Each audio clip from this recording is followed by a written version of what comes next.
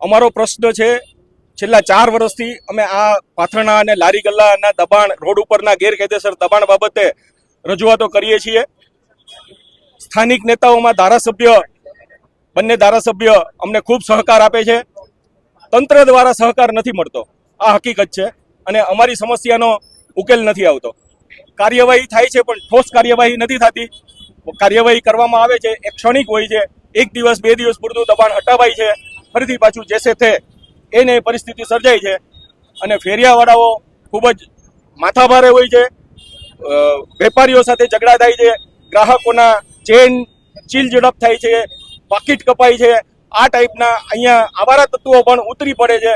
રવિવારે અહીંયા ગુજરી બજાર ભરાય છે, જે આ મધ્ય વિસ્તાર, જે રાજકોટનો સૌથી જૂનો બજાર વિસ્તાર છે, એ કેવી રીતના ચાલે? અમારી મહાનગરપાલિકાને આજે કમિશનર સાહેબને આવેદનપત્ર આપવાના છીએ. અમારી માંગણી છે કે આ વિસ્તારને નો ફેરિયા ઝોન જાહેર કરવામાં આવે અને અહીંયા પોલીસ બંદોબસ્ત મૂકવામાં આવે.